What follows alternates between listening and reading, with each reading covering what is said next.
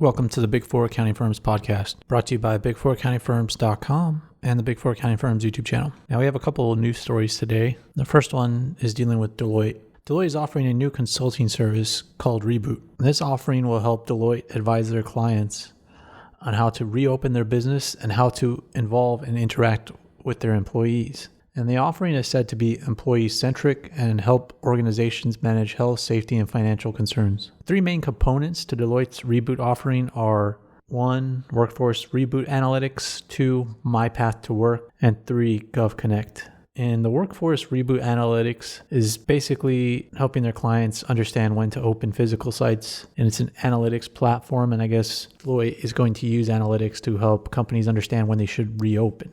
Now, My Path to Work, which is the second component, they actually trademarked this My Path thing. And Deloitte says they're using various technologies to help companies feel comfortable about reopening.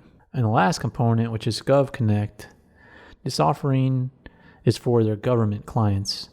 And it offers contact tracing, case management, call center infrastructure, testing strategies, and PPE inventory management. I find this offering pretty interesting because the Big Four accounting firms are moving pretty quick here to get up to speed on COVID-19 and provide insight into clients. As they're losing work in other places, they have to increase their knowledge about COVID-19 and how they can help clients with that, because I'm sure there's plenty of executives and government officials that are just sitting at their desks completely worried. And Deloitte knows that they'll be willing to pay just about anything to feel comfortable about reopening. But also a lot of executives want to cover their butt and they want to document how they reopened.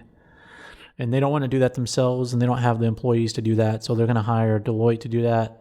They're going to have Deloitte put together information, put it on a nice slide deck, and then these executives are going to show it to their board, and the board's going to okay the reopening. So this is a very unique offering. It's very good. And after I saw this from Deloitte, I remember that I saw something similar from KPMG. And KPMG announced a similar reopening plan a couple of weeks ago, and it's a framework. And their framework comes in the form of a tech platform, which is customized for each client. The KPMG framework has 5 steps. And the first one is a risk-based framework. The second step is workforce and workplace considerations. The third step of the KPMG plan is the partnering process. The fourth step of the KPMG plan is technology logistics.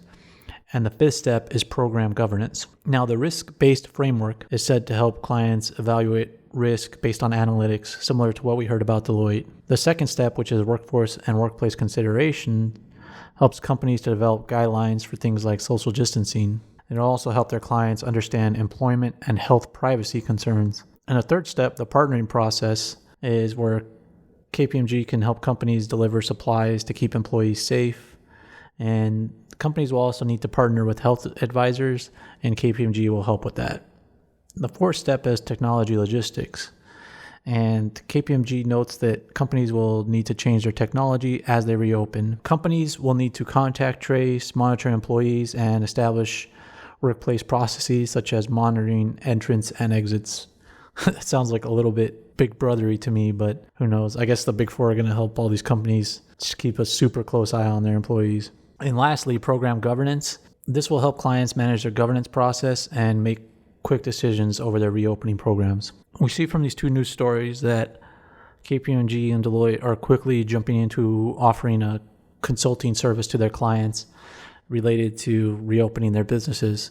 And I'm sure businesses with actual physical locations where they sell items will be the first to invest in this. And I'm sure very large Fortune 500 companies will buy this. And I'm sure that that's part of the reason they're probably offering this is because those clients have probably asked them if they have anything for this. So as a result, the Big Four probably spun these service offerings up. In another news story, this next one is out of Australia. Deloitte is delaying start dates for its graduate hires in Australia. They will defer start dates for 80 of their July graduate new hires until March 2021. Deloitte previously hired 855 graduates in 2019 and already hired 650 this year. And they have not yet decided how many they'll hire in Australia next year. And this news story out of the Australia Financial Review also mentioned that PwC has announced that they will be reducing the amount of graduate new hires by 50%. So we see from these couple of news stories about PwC and Deloitte that the Big Four accounting firms in Australia are reducing the amount of employees they're hiring there. The last thing I wanted to mention today was a contract that E&Y won.